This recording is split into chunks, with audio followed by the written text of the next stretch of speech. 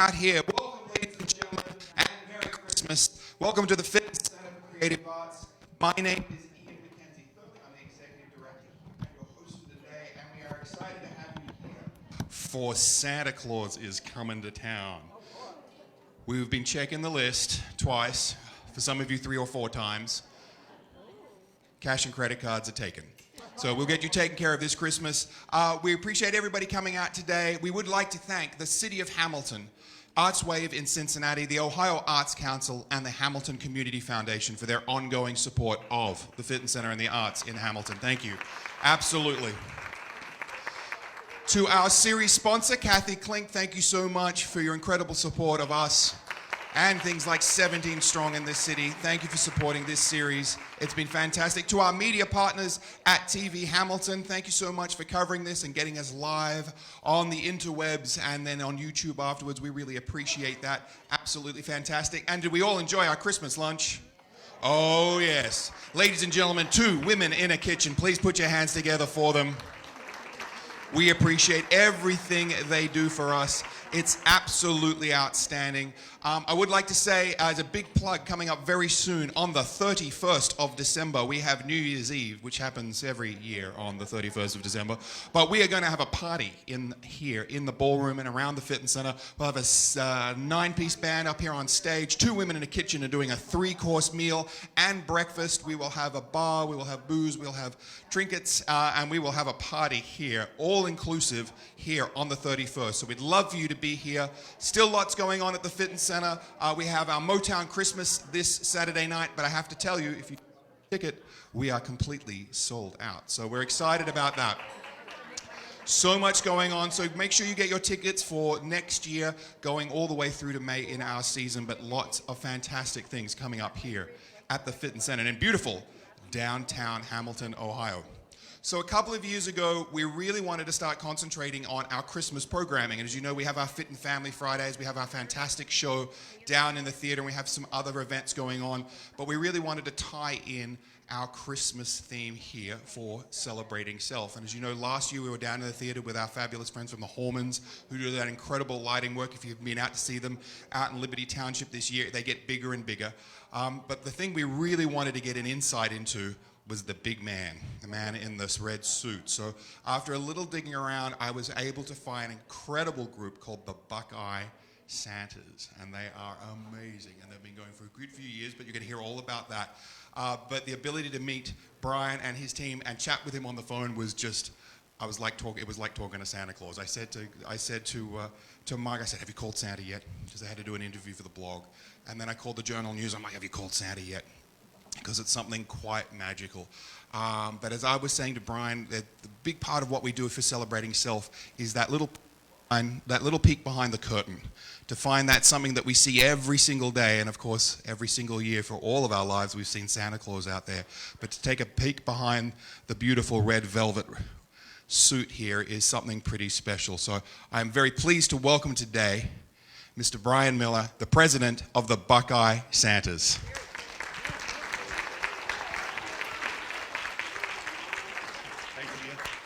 Thank you so much. Yeah, I was contacted. Ian called me and said you guys would be interested in how is it somebody like me becomes a Santa Claus, and what is this whole thing about? There's all kinds of stories, and it's individual for everybody. But the store Santa Claus that you think of primarily originated at Macy's years ago. And of course, Miracle on 34th Street and all of that, right? We've all seen those movies. But those Santa Clauses had to meet a specific height, weight requirement, and they all wore the exact same suit, and they all wore the exact same beard, and there was, the fake beard and the suit. That's where it started. So there's still a good number of people who are what we call traditional bearded Santas, because that's where they started from when you see them in the stores. And then along the way, people started to want to get Santa Claus that had a natural beard. And that's what I'm a part of, is a group of Santas here in Ohio that are naturally bearded Santas. The Buckeye Santas was founded for other naturally bearded Santas to get together, fellowship with one another, share tips and tricks and how to take care of your hair and your outfit, and it just has grown.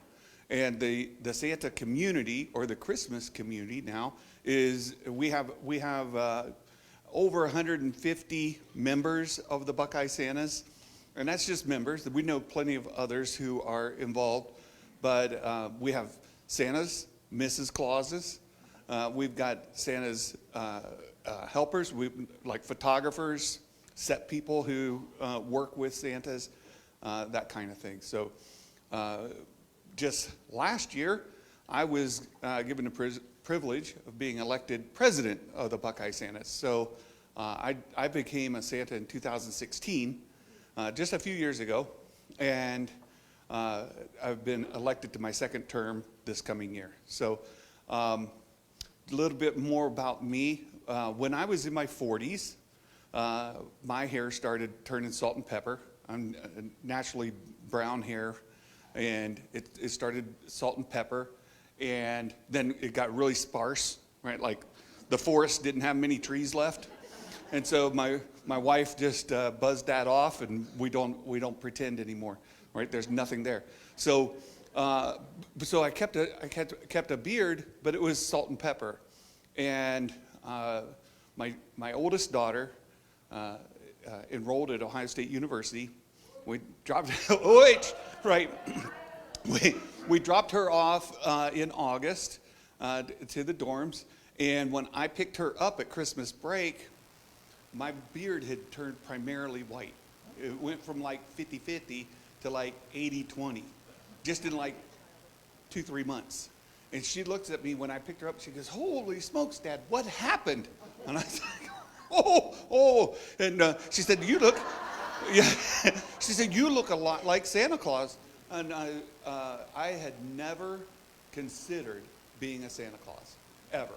It wasn't anything on my bucket list, nothing I was interested in. I was sharing a little earlier that I was an introvert in high school. I was in the band. I ended up being a professional trombone player coming out of college. Played in the United States Army and United States Army Band, traveled with the President of the United States, stuff like that, right? So I was a band nerd. Right? I didn't have many friends. I can count on one hand the people that would have called me their friend when I was in school, right? Went through some traumatic experiences as a kid where I was bullied and things, and just didn't have a lot of trust or confidence in myself. So to be a Santa Claus was a completely foreign concept. Like, why would I do that? So just out of curiosity, I started exploring, looking into it. What is it to be a Santa Claus? And could I do it? So you go to the internet and you read, and I learned, oh my goodness, some of these guys, like the average pay that a Santa gets in the United States is $100 an hour. I said, oh, yeah, $100 an hour, I think I can maybe be Santa. Right? And I was like, oh boy, let me go check that out. And I started researching it. And of course, the pay varies, right? So just as an example, this year, I've already done a job where I made $200 an hour. And I also do charity events and I get paid nothing. And that's up to me. I decide what I want to charge depending on where I'm going and what it's for. So there's an organization in Ohio. They serve Ohio and surrounding, like Kentucky, Indiana, West Virginia, Pennsylvania, called Wagons Ho Ho Ho. Wagons Ho Ho Ho, they get the old like radio flyer wagons and they assemble them and they put a Christmas meal in and some toys. And they wrap it up and they give it to needy families all around the area. So they were having a build event last Saturday, where they were putting together over 1,000 of these wagons and filling them. So I went and visited all the volunteers that are putting together those wagons and just had a great time. made nothing. That's fine. That's fine. So that's sort of what drew me in. I found the Buckeye Santas, and I thought I would go talk to these guys, find out what is it about. Who are these guys? What kind of, do I need to be like an extrovert? Do I need to be somebody who's a performer? Somebody who is really outward? And for me, that wasn't me. I was really worried. How am I going to do this? Ran into some fantastic men who began to talk to me, mentor me, answer questions, and help me along that path. And then for me, I've been a co-pastor of a Southern Baptist church. My faith is very, very important to me in my family, and it's something that I then prayed on for like 3 years before I finally took the plunge and said, okay, I think I can do this. Because I wanted to honor my faith, and I wanted to honor the tradition of Santa Claus, and I didn't know how I could reconcile that. And I wanted to make sure when I did it, that I did it in a way that I felt comfortable doing. And that's why I say every Santa comes at it from a different place. Some of these guys are big performers. Like they've been performers their whole lives, and it's a big deal, and they're just out there. For me, not so much. Not so much. So I went to a Santa school. There are several Santa schools. There's one that's in Michigan, the Charles C. Howard School for Santas. That's like the premier college for Santas. People go. And then there's another, there's other schools that like travel about. And one of them went to Columbus, Ohio. And I went to that college. They call that college. It's a 3-day weekend, right? If only college was a 3-day weekend, right? But I went to the Santa school, learned more about the craft, and joined the Buckeye Santas and began the career. I am by trade a computer programmer. I do Oracle database programming as a day job. I sit in the basement at a computer all day. And then I've got a Star Wars YouTube channel I do. I've got some of my friends here that follow my channel. And I talk about Star Wars. I'm just a nerd, right? That's me. But I get to be Santa Claus year round because this beard is here year round. I maintain it all the time. I was telling some stories before. We went to Disney World several years ago. Our youngest daughter was still in grade school, and we're riding the rides. We're going around, and come off of It's a Small World, right? So we come off of the ride, and I'm just with my family. I've got my daughter, her friend, my wife. We're just coming off, and I hear Santa, and I turn around, and there's a little girl, and Disney World's a magical place. It's a magical place where people are character encounters all over the place. And so I was all of a sudden Santa Claus again. I went from being Brian, like hanging out with, Dad, can we go to this place? Dad, I'm tired, to Santa, just like that, right? And so there's a thing at Disney World where their performers have to be their employees, right? Their cast members. They don't want, there's like I mentioned, some of these Santa Clauses, they've changed their last name to Claus. They're Santa all the time. All the time. And they've gotten in trouble at Disney World for going down there as Santa Claus. And then Disney has to politely say, not here, right? So I was worried. I'm like, oh no, what do I do? She just called me Santa. So I bent down on my knee. I talked to her. Her family took some pictures. When that happens, then a line forms. Right? It's a small world, and lots of small people are coming off, and so you gotta be careful. So I took a bunch of pictures, got up real quiet, and then left. Right? I wanted to not be one of those guys that was asked to please leave. Right? And then later in the day, we're at another. There's like a comedy house that they have. It's based around Monsters Inc. And yeah, the Laugh Factory's there. And so I'm just sitting there with my kids, right, in the crowd. All of a sudden, I'm on the big screen, and it's Santa. And I'm like, oh, wait, you're not supposed to do this. I'm Santa in your show now. Just random times these things happen. The one we were talking about earlier was we were at Epcot, and you're going around and kids are taking pictures with the characters, and we come around and my daughter goes up to take her picture with Mary Poppins. Mary Poppins looks at me and says, "Oh, Father Christmas, come on over." And I'm like, "Oh, here we go." And she says, "I have to tell you, umbrella travel is far better than sleigh travel." And I said, "Oh, well, maybe it is for you, but I have to get places quickly.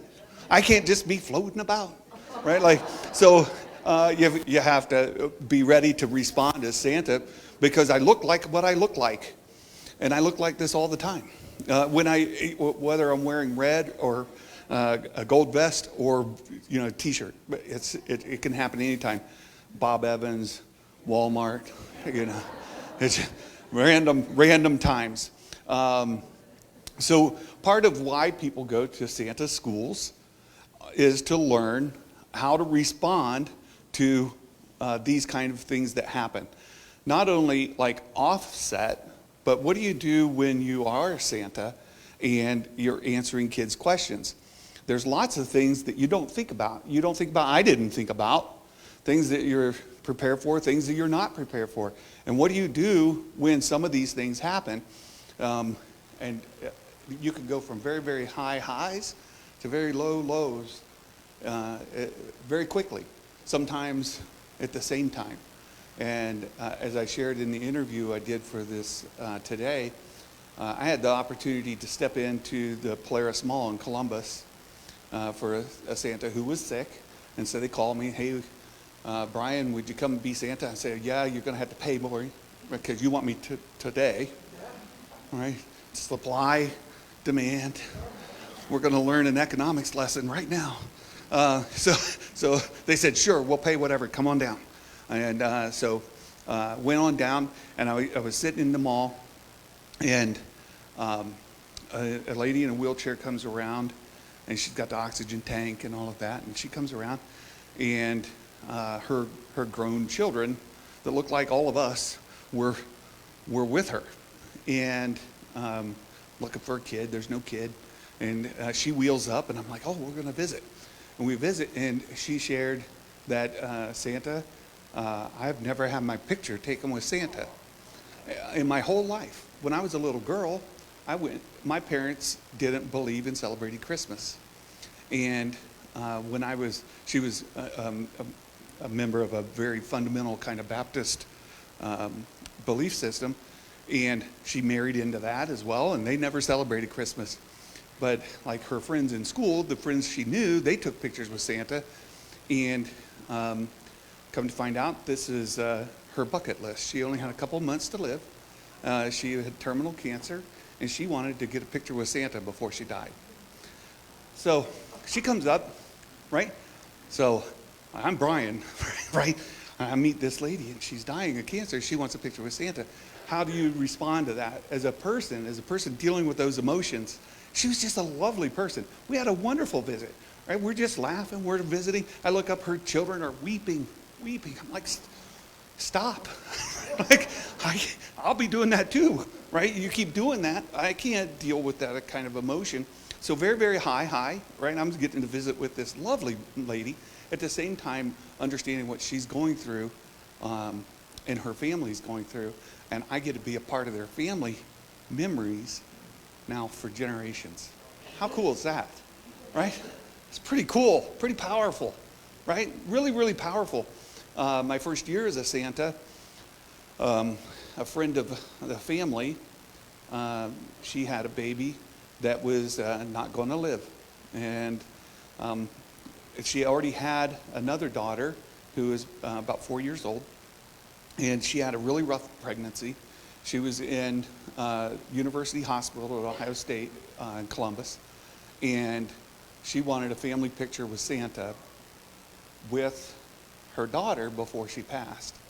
And again, right, like, oh, I'm dying. Like, this isn't what I thought Santa was. Right? I thought Santa was sitting in the mall. Kids come up, what do you want for Christmas? Take a picture, here's your candy cane. See you next, right? And we'll talk about that a little bit. But so I go to the hospital ward, and you have to go through a clean room and all that kind of stuff because you're with very, very sick kids. And go to a special room off to the side, and they bring her in, and you got to take a family photo now, right? You know what's happening. You know why you're there. Do you smile? Is it a smiling occasion? Right? Again, these are family memories that they want to keep and they want to cherish for the rest of their lives. And I'm trying to smile right? At the same time holding a baby that ended up passing away in early January. Right? So just about a month after I took a picture with her. So rough things you're not ready to deal with. Another sad one before we talk about some funny ones, right? Because the highs are there too. So a friend of mine, Jackie Chamberlain, she's simply Mrs. Claus. She lives up in the Cleveland area. She's a wonderful, just a tremendous Mrs. Claus. Amazing lady. And she and I came into this business the same year, 2016. And we became friends. Her husband isn't Santa. My wife's not Mrs. Claus. So it works out well. Right? Jackie's my Mrs. Claus, and her husband doesn't have to be Santa. My wife doesn't have to be Mrs. Claus, and both of our spouses are thrilled to death. Right? They're like, go on, have a good time. So Jackie and I, we went and did the Polar Express where Cuyahoga Valley Scenic Railroad up near Cleveland. And we're going car to car, and the way they do that is kind of a cool little thing they do. They've got little, it almost looks like an outhouse, but it sits on the opposite side of the rails from like everything else. And there's this little town that the train comes into, and they put on a big show like out there, right? They've got Frosty, and they've got elves running around. They bring a big sleigh across with Santa on it, and it's big exciting. On the other side of the rails, back in the woods in this tiny little outhouse, are several Santas stationed along the way, right? And we're all sitting in these little things freezing to death. And the train stops, you open the door, you get on the train, and you wait in a holding area. Once the show's over, the train starts, Santa starts then making rounds. So you got 4 or 5 Santas on this train, and each of us have about 2 or 3 cars to do, right? So we go through the first car, Jackie and I, and you got only a certain amount of time before the train gets to where it's going. And you've got a whole car full of kids that just went through, hot chocolate, right? So the kids are all hyped up. They're super excited to see Santa. Families are excited to see Santa. You come by and you visit all the way through the car. We go through 2 cars. We get to the 3rd car, something's different. Something ain't the same, right? We're looking around. You start to visit. And it only takes a couple of kids before you realize, right, they're going through chemo. They don't have hair, right? And what they're asking for is changed drastically. And you're dealing with some questions that are very hard to answer, right? But you have to provide that memory for those families. And we found out after we got through that it was a Make-A-Wish car, and all of these kids were dealing with terminal diseases or had a sibling who had just passed, and they were given this ride. So Jackie and I, we get done, we're weeping, like we're in the back, we're like, oh my gosh, what just happened to us? And at the same time knowing that we were able to do this wonderful, wonderful thing. And it's when you have to answer questions like, I just want my mom and dad to be happy, when I'm gone. And I'm like, oh, I do too. Right? I do too. But the elves, the North Pole magic is making toys. We love to make toys. The elves, they love to make toys. Santa's magic is in toy making. And what could I bring to make you happy? Like, what kind of toy could I bring you? And, I don't want any toys, Santa. Just give them to somebody else. Like, okay, let's take a picture. And then move on, right? So at the same time, Brian is like, my heart's breaking. over and over and over again, and I've only got a certain amount of time to get through this car, right? And I've got to take smiley pictures, not weeping pictures, right? It's hard to do. Things you're not ready for, right? Santa schools exist for these reasons. And then there are the fun ones, right? So there's fun ones where I was at Cabela's one year. I'm sitting in the chair, and it's kind of slow. And at Cabela's, they have a setup where families come take a picture with Santa, and right next to it, they've got a station where they can do crafts, and they sit there, they color, they make things, whatever. And so this mom, it's really slow, like there's hardly anybody in the store. This mom and her son come by, and they take a picture with me, and it was great. We visited. He goes over and he sits over here for a little bit, and then as they're leaving, right there, he's like out between like the first row of tables and the second, right? He hollers, "Santa, I hurt my pee-pee." I'm like, oh no, oh no. He says, "I've got a Band-Aid on it." I said, wow, that's great. And his mom's scooping him up. We gotta go. We gotta go. She was the color of your shirts, right? She was super embarrassed. Fortunately, she was the only one there, right? And then through COVID, of course, we did a lot of virtual visits. And I do virtual visits. It's part of why I do my YouTube channels. I get to be Santa like virtually and do things that I get to practice, like doing things on camera, through the computer, interacting with people. It helps me be a better Santa. So I was visiting with a little girl and asked her what she wanted for Christmas. Well, before that, I had done a parade, and after the parade, it was all social distancing stuff, right? Like you couldn't come up to Santa. I couldn't come, couldn't visit. So they're like way over there. And I said, "What do you want for Christmas?" And she says, "Canned spaghetti." And I said, "Oh, canned spaghetti? Wow." I said, "But Santa makes toys. North Pole Magic is making toys. The elves love to make toys. What kind of toy could Santa bring you?" She goes, "Canned spaghetti." Her mom says, "Don't you want a Barbie house?" She goes, "Oh, yeah, that'd be great. But could you bring me canned spaghetti?" I said, "I'm sure we'll work it out. So like a week later, I'm doing virtual visits, and on my computer screen, boom, canned spaghetti girl. Here she is. And I'm visiting with her and talking to her. And I know her mom was really wanting her to ask Santa for that Barbie house, right? She's like, "I need to get her to ask for the Barbie house."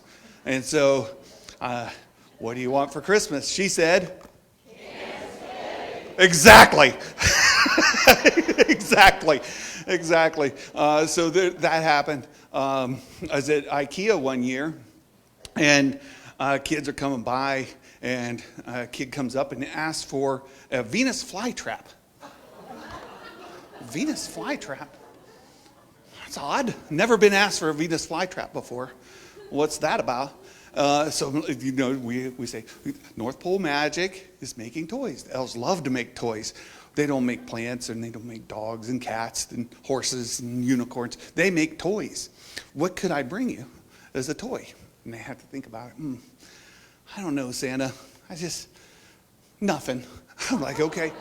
So like 2 days later, IKEA, here comes another kid, different family. "What do you want for Christmas?" "I want a Venus flytrap." I'm like, what? What's going on? Like a third grade class around here doing something? I don't know what's going on. So it's always dealing with those kind of things. And then more of the unexpected, things that I never thought about being a Santa Claus are adults who have fetishes for a certain Santa Claus experience, right? Nobody told Brian that was going to happen, right? Now I was somewhat ready for it because when my great grandmother was in a nursing home, I went around to be Santa with her, and some of the ladies at the nursing home wanted Santa to come back to the room with them, right? Lots, and there was one lady specifically. She'd say, "Oh, Santa, can I have a kiss?" I'm like, "No." And I said, Mrs. Claus is right there, because my wife was there, my grandmother was there, my dad, my mom, right? My family's there. And she said, Santa, can I have a kiss? No, I'm not going to give you a kiss. She goes, well, that's okay. You can just come back to my room. I said, no. No. And so then, there are other grandkids there, and they come up and ask, and then here she comes again. Second trip through the line. The answer's still no. So like 3 times this lady went back through the line, right? Circle back around. So that kind of things happen. I've had young, attractive women come and whisper things in my ear that they shouldn't whisper in my ear. And you have to be ready to deal with those encounters. I'm not ready for, right? I was wanting, what do you want for Christmas? I'd like Legos. Great. But when adults come and there's other Santas who have been groped, right? Things have happened, and I'm like, wow. So Santa schools help prepare people like Brian to become a Santa and know how to respond, because when you are on set with a photographer, you've got a line of kids, and an attractive young woman comes up and says something like really inappropriate right now. How do you respond to that right now, and move her along to get to the next kid, and then clean the mind real quick, and then get to the next kid, right? So being a professional Santa is a lot more than just sitting on the chair and taking pictures. The other thing I brought with me today are some of the suits. So as I mentioned before, there's lots of different types of Santas and different reasons people become Santas. Sometimes it's the high school teacher who's doing it for the school, or the elementary teacher, the principal puts on the suit and becomes Santa for the kids. They don't have any training as Santa, they're nothing like that, and they're not having to deal with some of these difficult situations, right? And so in those cases, they're wearing the fake beard and they're wearing the suit from Party City, and that's fine. You know what? The kids don't care. The kids really don't care. There's a lot of stories where maybe Santa was a woman who put on the suit. They don't notice. They're like, what? I don't care. It's Santa, right? All they see is the suit, the beard, it's Santa. The person in it doesn't matter.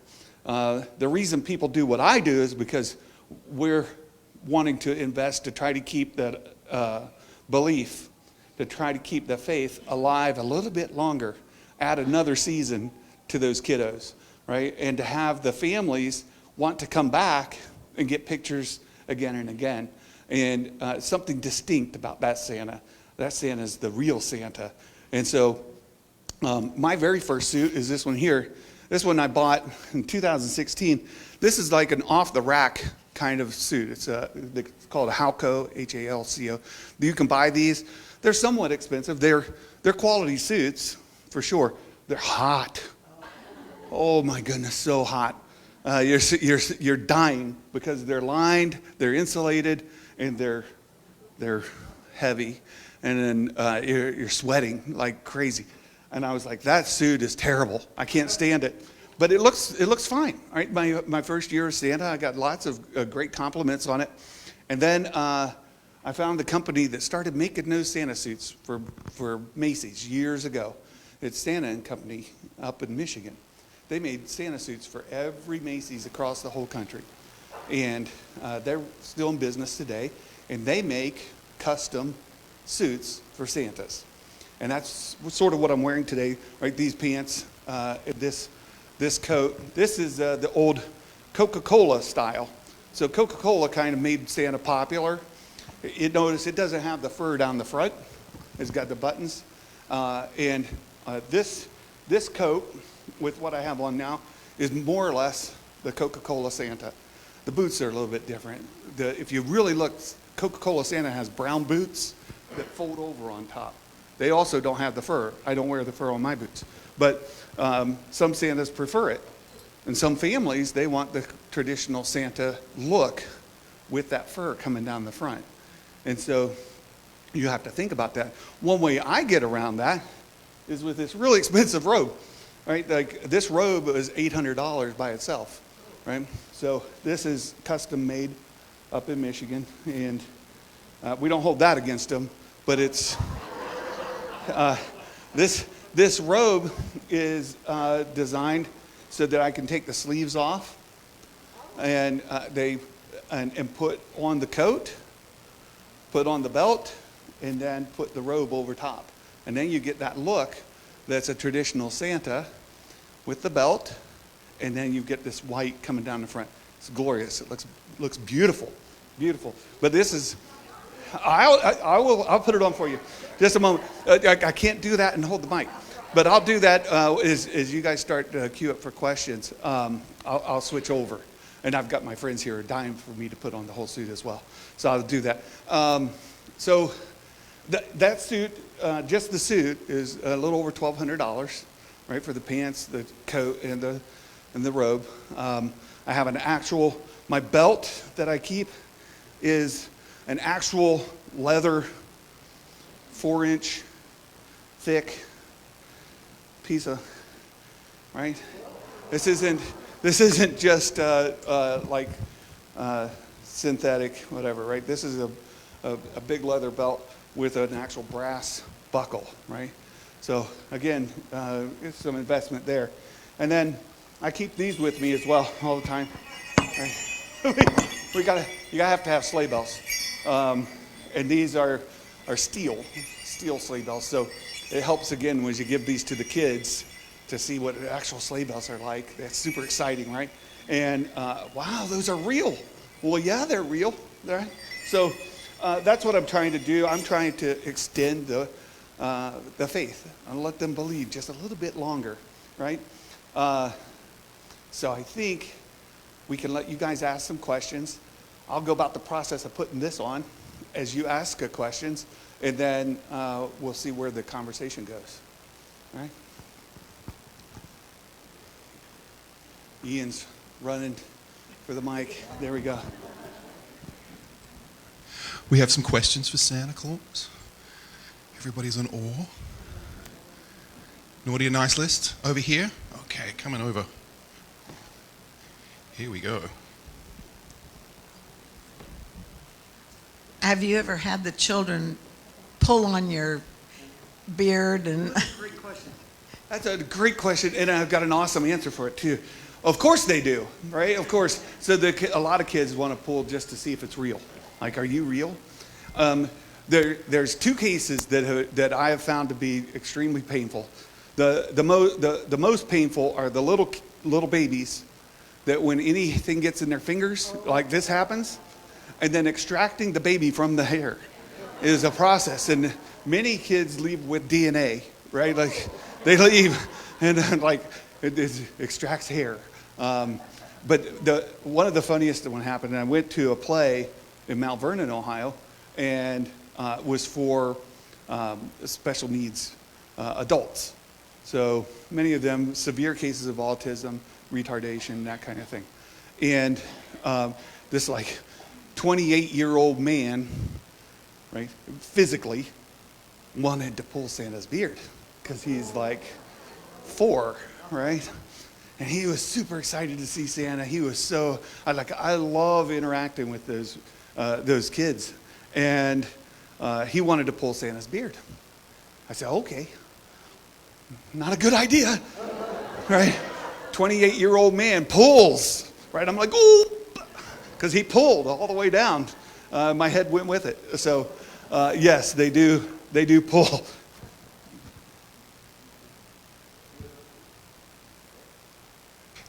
Another question? We're all very quiet today. Make me work out. I'll come to you in just 1 second. And that one. Everybody looks fantastic, all dressed in their Christmas gear, by the way. Occasionally you arrive someplace and the mother meets you out front or whatever the parent does, and they hand you this big black construction bag full of toys, right? And then you got to say, oh geez, I don't have a bag that big, right? Well. So I assume you like to take the presents and put them in a red velvet bag or something like that. Do you carry multiple size bags, or how do you handle that? So I brought those with me as well. Just a second, let me get the mic. I'm missing a loop. All right. The practicalities. I know. Practice is yeah. So when I do a home visit and they want me to hand out presents, that is exactly what happens. All right. So there's two ways primarily that I tell families: leave the presents in the garage and they'll put it in that big black bag, or in the trunk of a car that's unlocked, or the back of an SUV that's unlocked, and I'll steal them out of there. Right. And then I've got this bag. This is pretty cool. It's it's kind of got the gold and the green. I don't have to try to match red to red, which is a terrible thing because red's never the same color. So I gave up on that. But one lesson, don't get the bag too big, because weight, right? You won't be able to pick it up, right? So even this one is so heavy, depending on what they put in it, it's hard to lift. But this one's nice because it has drawstrings, and I can put that over my shoulder and bring them in, right? So that's great. That's great. I've got this other one, though. And this is the one where I kind of learned my lesson, because it's kind of velvety, but it's also very elastic. Very elastic. And it grows. Right? And so I loaded it, and it's like growing, and I'm like, oh, second lesson, really thin rope, really heavy bag. Ow. Right? So Santa's like, okay, I keep this as backup, and then I primarily try to go this one. If there's too much to fit in there, then I'll ask them to help. Right? So I'll say, okay, I'm going to put a bunch in here. You know, 1 or 2 or 3 other adults come out and get the rest. Follow me in. And then it's like, oh, Santa found all these presents outside. Wow, I had so many, I couldn't even carry them all myself. Oh, so I had help. Come on in. And they'll bring them in, and that's how you handle that. Yeah. Love it. We had a question here at the front. How do you deal with children who are very afraid? Oh, perfect question. Perfect question. This is from a grandmother and a great-grandmother of a couple Yes. of children. So I do. There's a lot of that, and not only with children that are afraid, but different autism spectrum. Kids don't want to talk, or kids don't want to interact with Santa. They don't want to be touched, right? So I always, especially with autism kids with special needs, they initiate the touch. I don't, right? So if they want to touch Santa, they can touch Santa. If they don't, they don't. That's fine. We're all good. The little kiddos, there's 2 things, so I'll give you a pro Santa tip, right? The pro Santa tip is don't let the kids see Santa until it's too late, right? Until it's too late. What people typically want to do, they carry little Sally around. Oh, look, there's Santa. Isn't that great? And they're like, we've already started off bad. And they're like, it's okay. Santa's a nice guy. He brings you presents. Like, that guy's sketchy. I never met him before. And he could be noisy, right, with the bells. And there's lights, there's cameras, there's all kinds of stuff going on. This is a scary place. So the best pro Santa tip is don't let the kids see Santa, right? Keep them distracted. So the best way is to hold the kid looking over your shoulder, and you get somebody else to stand back there and entertain the kid until it's time to sit down with Santa, right? And then they don't know what's going on. They're just playing peekaboo with Aunt Mary, whatever, right? They don't know. You bring the kid up, you sit the kid down, and you flee as fast as you can. You got about 2 seconds. The photographer's ready. We've already, they know the routine. Photographer's ready. They sit down, they flee, boom, take a picture. Kid starts crying, you pick them up. We escape. Life is good. Life is good. Trauma, very short. Right? Now, the other thing, people love to get that picture. Some people love to get the crying, screaming, back arched. They want that picture for evidence later, right? It makes great graduation, pictures. So, so there are people who intentionally do want that photo. And I have to be prepared for it. And like everybody knows, okay, here we go. This is going to happen right now. We're going to do this. And the photographer is just same way. Right? You're going to take the picture immediately. And then we'll deal with the screaming and the crying and that. On the other hand, there are kids who are just timid. They're shy. They're scared. They're anxious. They want to come see Santa, but they're afraid to go see Santa. So I have close-up objects that I use to distract them off of seeing Santa, right? So what I'll do, I've got this little like deer horn that's been hollowed out. It's full of glitter, right? And it's got a whistle on the other side. Well, did you know this is Rudolph's very first antler when he was just 1 year old?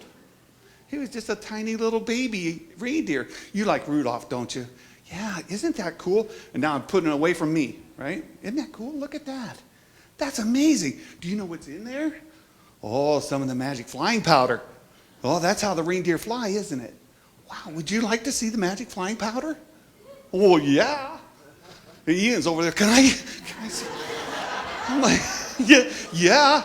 And so I take the lid off, and I at this point I've got to focus all my attention here, not there. Right? They don't want to peek up and see me looking at them. They want to see here. I want them to see here too. Right? So I take this off. I'm looking. I go, oh, there it is. Now be very careful. Here you go. And I put it as far from me as I can. Right? And then they sneak up and they look, and I'm still looking here. I'm not looking at them. I'm looking here. Because they look at me. Are you going to get me? No, I'm not going to get you. Right? So I'm looking there. They're looking there. They get closer. Right? Now we're close. If Mom and Dad want to get pictures, then we're close. And they're looking at the magic flying powder in Rudolph's antler. That's cool. That's a pretty cool picture. Even if they're not sitting on Santa's lap. Then and then we try to get closer. And I say, you know what? Have you seen The Year Without Santa Claus? Like the cold miser and heat miser, they fight, right? The reindeer got sick, and we had to come and get them. I said, well, sometimes that happens. So there's a whistle on here. And if I blow this whistle, and it's got Rudolph's magic, the reindeer can hear me wherever I am in the world, and they can come to me. And they're like, oh, wow, that's great. That's great. So that's one trick. The other one I use, and this is my favorite. I use this over and over and over again. And it's a set of nesting dolls that are actually imported from Belarus. They're hand painted in Russia, right? So this snowman is nested. There's 5 of them in here, and they get smaller and smaller. So I tell a story about the magic snowflake. It's more magical than all the other snowflakes in the world. And when I got to the North Pole, they asked me, Santa, have you seen the magic snowflake? It's more magic than all the other snowflakes in the whole world. Like, oh no, I never heard of this before. And so there's a story. And with each story, I take off another layer. And as I take off a layer, right, of the snowman, I'll ask somebody in the kids around, would you please hold that for me? And then, we got a bunch of kids that are interested. They're jumping up. Big snowman, big kid. I see the little one over here that's scared. Right? So I give this to a big kid. Take the next one off, try to find a littler kid. Right? Give the second one to the littler kid. Get all the way down to the very center of this has this really tiny snowman. It's really small. A lot of people think when I get to this one, I'm done. Nope, I'm not done. There's one smaller. Now, we're doing close-up stuff, right? All the attention is here. This little cute snowman, oh my goodness, he is adorable. Super adorable. Would you like to hold him for me? And I'm looking here. Everybody's looking there, right? The other kids that have already gotten their snowman, right? They made it to Santa. And so if I can get them to get this close, then we're getting there, right? So that's how we deal with the kids that are super scared. I want to get them close. And maybe they don't touch me, right? I let them initiate touch. Maybe they don't touch me, but they get close enough to get the picture. I have a question, Santa. Do you have a favorite Christmas film? Is that, or Santa film, Miracle on 34th Street, or Elf, or Die Hard?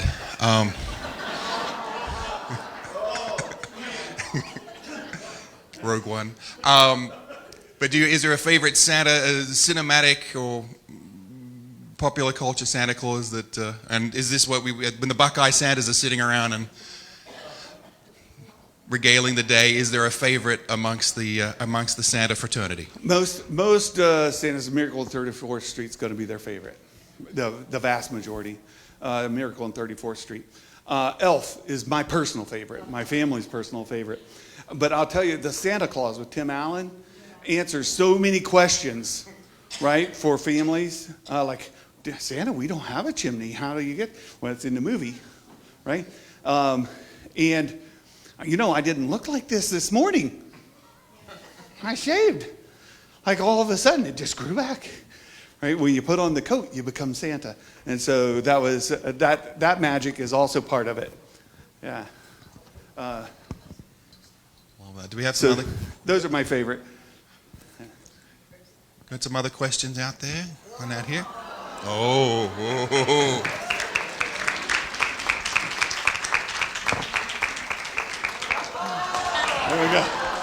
There we go. Oh my goodness, it's so good to see you all here today. What? Yeah, I was doing a YouTube show one day, and I put the hat on, and they say, you just get 100 times more Santa. Like the minute I put the hat on. Yeah, happens quick. What do you tell the kids that come up to you and they say, I heard Santa's not real. How do you, and you have a line of kids listening. Oh, that's great. How do you help them? That's great. So most of the time you can change the subject on them without them knowing that you changed the subject, right? So what I'll do is say, oh, yeah, I'm real. Oh, are you real? Oh, you're real too. Oh, yeah, I'm real. You're real. I was worried there for a second. Whew. I'm real. So are you. Right? They don't know I just changed the subject. We're not talking about Santa anymore. I'm a real person, and you're a real person. Yeah. I read my question. Brian, how can we find you on YouTube? Oh, it depends what you're looking for. Brian Miller, Bryan Miller. I have a personal page. I'm just Brian. All right, I'm just me. My family and my friends, they know me as Brian. And then I've got a business page for being Santa Claus. And that's Coming to Town. My business name. That's another part about being a Santa. I mentioned there's all kinds of different Santas. Some who do it as volunteer, like the principal at the elementary. And there's some who do it professionally. I do it professionally, and I actually filed with the Secretary of State in Ohio for a business as Coming to Town. Like Santa Claus is coming to town. My wife thought of that. She's brilliant, right? I was like, oh, we're totally doing that. So I got the trade name Coming to Town, and we abbreviate that without the vowels. So CMG is the start of it. The number 2, and then TWN, right? Coming to Town. That's on Facebook as well. You can find it there. And then I've got a YouTube channel, it's Star Wars Santa. And I'm a nerd. I'm a big nerd. I talk about Star Wars way too much. Yeah. Yeah. Great question. Sort of, yes. But also as Brian. I mean, most of my followers know that my name is Brian, but many still call me Santa. Yeah. This is not actually a question. This is just to tell you. Ian's first photo with Santa. Oh, we all want to hear this. Ian's first photo with Santa was in a nursing home. Oh. And he received his gifts from the real Santa sitting on the floor as a little 1-year-old, and Santa was there, and they're both sitting on the floor, and Santa gave him his gifts in the middle of the dining room with all the residents sitting around, and absolutely, a lot of them were crying and were so happy. He's just so cute. Who could help? Their baby, as they called him, our baby, and one of the residents, he was Santa. Yeah. So That's awesome. that's the first photo I have of him was there. Was he wearing pants? No, that's That came later. Never bring your mother to events. Okay. Have we got any more questions, anyone? This is your chance to ask the Santa Claus, and he really, I mean, that's not Brian, that's Santa Claus. I'm absolutely convinced. Matt has been so well behaved today, you cannot even believe it. He was out there shining the parking lot beforehand, because he needed to get on the other side of that list. Any more questions for Santa? You're so shy. Everybody's in awe. The phones are out, they're doing the thing. Well, there's another rule as Santa, so just as a professional Santa, you never take pictures without your gloves on, right? You always want to have gloves on. There's a couple reasons for that. One is it's a clean look, right? It's clean.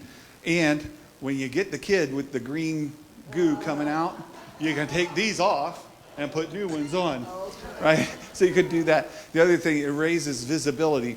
You always want to have both hands visible in a photo, because you never know what somebody could say if you can't see one hand. What was that hand doing?